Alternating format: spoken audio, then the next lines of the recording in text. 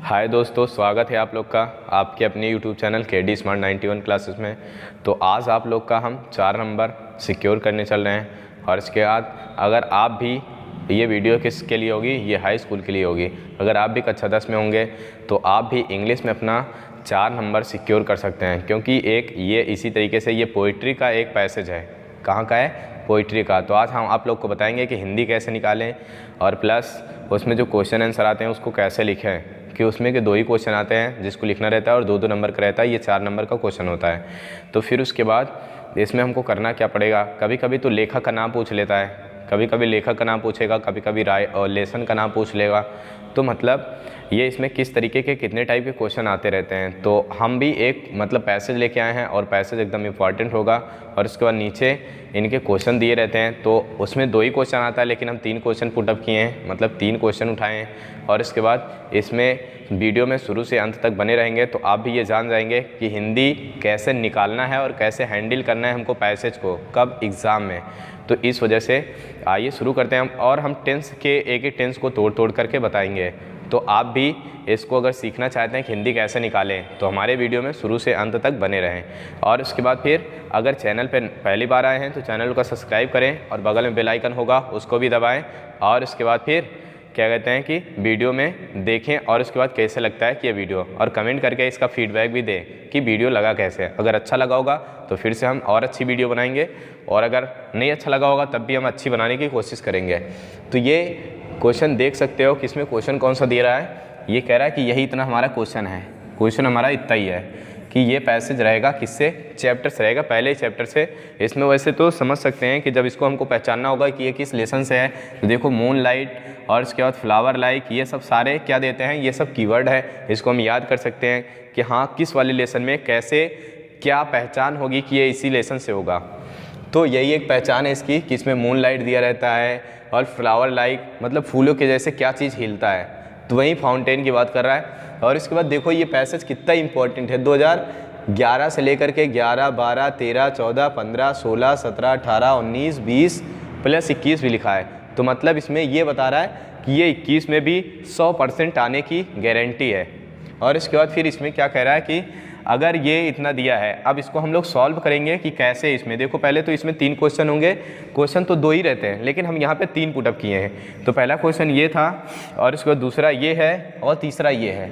तो इसको अगर हम पहले क्वेश्चन पढ़ लें तो हमको शायद ज़्यादा समझ में आए कि इधर की जब हिंदी निकालेंगे। तो क्वेश्चन पहले पढ़ लेते हैं।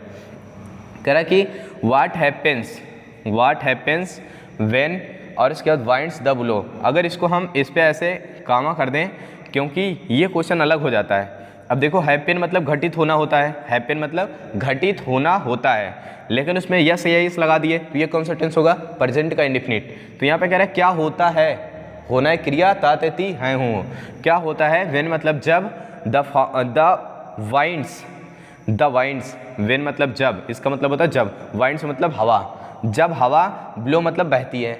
अब नियम ये भी जानते होंगे कि सब्जेक्ट प्रेजेंट के इंडेफिनिट टेंस में जब सब्जेक्ट और वर्ब की फर्स्ट फॉर्म दिया हो, सब्जेक्ट बहुवचन होगा तब जाके इसके फर्स्ट फॉर्म में या से यस नहीं लगेगा। ये प्रेजेंट इंडेफिनिट का नियम है। तो देखो यहाँ पे ये वाइंड मतलब हवा और वाइंड्स मतलब ढेर सारी हवाएं। तो यहाँ पे कह रहा है कि हवा तो 1-2 हवा जाती नहीं है, तो यहाँ पे कह रहा है कि हवाएं जब बहती हैं तो क्या होता है। तो इसके बारे में ये कह रहा है कि ये प्रेजेंट का इंडेफिनिट होगा, और इसमें यस या यस लगा है सब्जेक्ट में, तो इस वजह से ये बहुवचन। और उसके बाद यहाँ पे ये इसमें ब्लो अकेले लगाया, नहीं तो ब्लोस लगा देता। तो यहाँ पे कह रहा है कि अब इसकी हिंदी हम लोग एग्जैक्ट निकालेंगे, ये इंडेफिनिट, ये भी इंडेफिनिट। यहाँ पे कह रहा है कि व्हाट हैपेंस, क्या होता है, व्हेन मतलब जब, वाइंड्स ब्लो हवा बहती है। क्या होता है जब हवा बहती है। पहला क्वेश्चन ये कि जब हवा बहती है तो क्या होता है। फिर उसके बाद कह रहा है कि what is the effect of the moon light on the fountain. तो यहाँ पे कह रहा है कि इसकी हिंदी क्या निकलेगी, व्हाट मतलब क्या, is the effect of moon light. तो जब कभी भी ऑफ मिल जाए तो इसकी हिंदी होती है का के की, तो इधर भी एक नाउन होगा और इधर भी एक नाउन ही होगा। तो यहाँ पे कह रहा है कि मून लाइट मतलब चंद्रमा के प्रकाश का प्रभाव क्या होता है, ऑन द फाउंटेन, फवारे पर। इसकी हिंदी ये निकलेगी फवारे पर।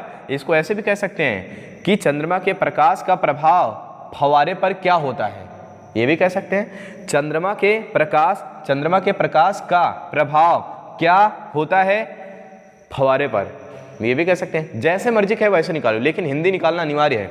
फिर उसके बाद आगे यहाँ पे कह रहा है कि how does the fountain like look like, how, यहाँ पे कह रहा है हाउ डज।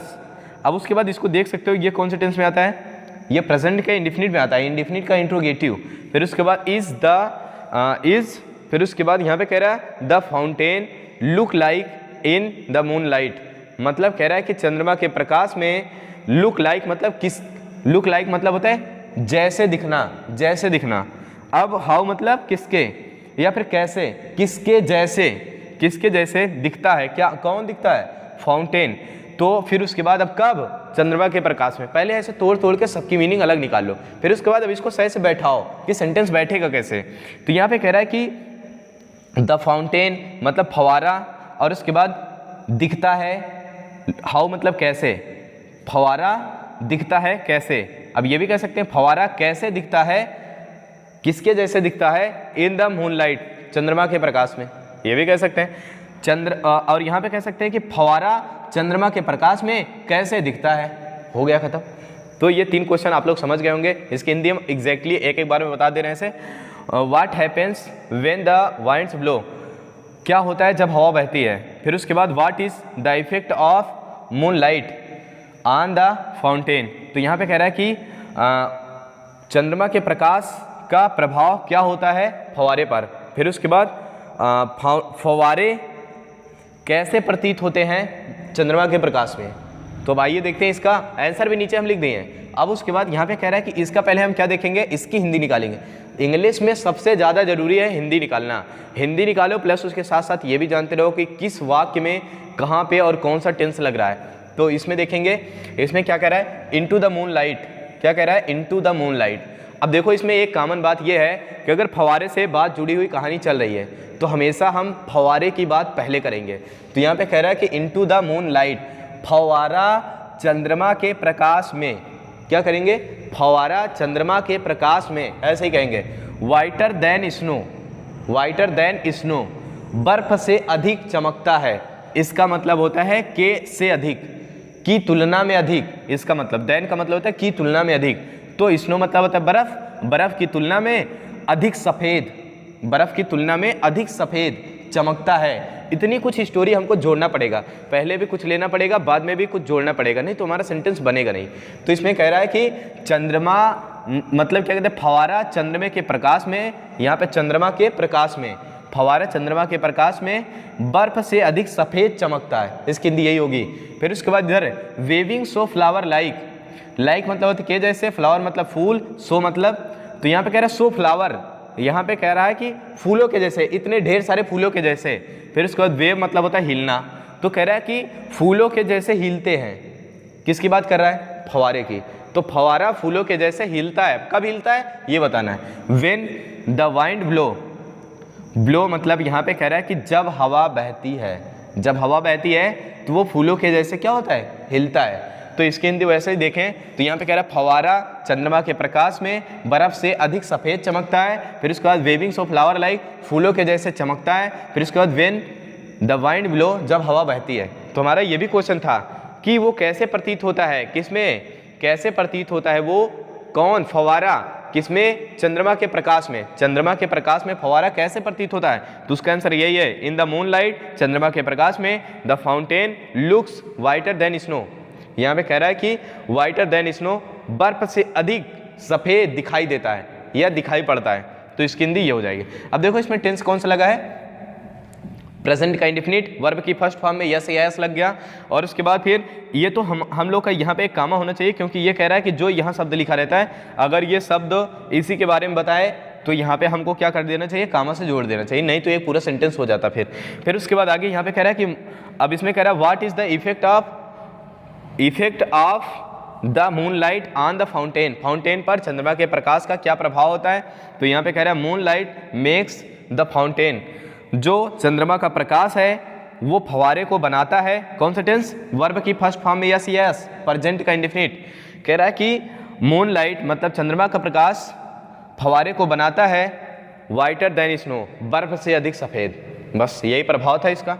फिर उसके बाद व्हेन द वाइंड्स ब्लो, जब हवा बहती है, तो फिर उसके बाद आगे कह रहा है कि fountain waves like a flower like, मतलब कह रहा है कि the fountain waves like a flower, कह रहा है कि एक फूलों के जैसे हिलता है। कौन हिलता है? अच्छा बताओ, इसमें से कोई भी आंसर ऐसा हुआ जिसको हमको खुद से लिखना पड़े याद करके? नहीं, कुछ भी नहीं करना पड़ा है, ये सारे क्वेश्चन का आंसर इसी में छिपा हुआ है। मतलब यहाँ पे देखो इसके जैसे हिलता है, बस थोड़ा सा हमको ये बताना है कि कौन हिलता है, ये तो बताना ही पड़ेगा ना। फिर उसके बाद इसमें कैसे चमकता है ये बताना है, ये हो गया कैसे चमकता है। फिर उसके बाद ये बताना है कब, ये चंद्रमा के प्रकाश में, और इसके बस इतना ही बताना है। और इतने के लिए हमको कितना मिलेगा? 4 नंबर भाई साहब, 4 नंबर।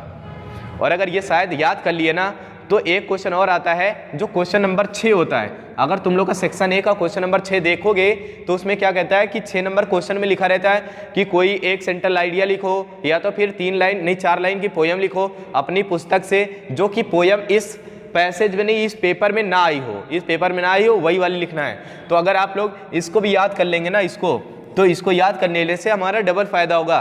पहली बात तो ये कि इसमें ये आता है लगातार, दूसरी बात ये अगर ये ना आया तो 4 नंबर 3 नंबर तो हमारा सिक्योर है ना। 3 नंबर ये 3 नंबर ये देता है, 4 नंबर ये देगा, 7 नंबर हम लोग ऐसे ही पा जाएंगे। ठीक, तो कृपया करके हाई स्कूल वाले छात्रों से ये निवेदन है कि हमारे सारे वीडियो में हिंदी कैसे निकाला जाए इसको देखें, और इसके बाद फिर जो जो हम बता रहे उतना करें। और हमारी ये गारंटी है कि हम 90+ दिलाएंगे, 90+, इंग्लिश में 90+ दिलाएंगे, ये हमारी जिम्मेदारी है। बट आप लोग बस जितना कह रहे हैं उतना करना है। ठीक, तो फिर से मिलेंगे अगले वीडियो में, और इसके बाद फिर एक नया क्वेश्चन लेके आएंगे जो कि एकदम वेरी वेरी इंपॉर्टेंट होगा। तब तक के लिए बाय। और हमारे उस क्वेश्चन को, इंपॉर्टेंट क्वेश्चन को देखने के लिए क्या करना पड़ेगा? आपको चैनल को सब्सक्राइब करना पड़ेगा, बगल में बेल आइकन होगा उसको भी दबाएं, और इसके बाद फिर, और अगर वीडियो अच्छा लगे तो उसको लाइक भी कर दें।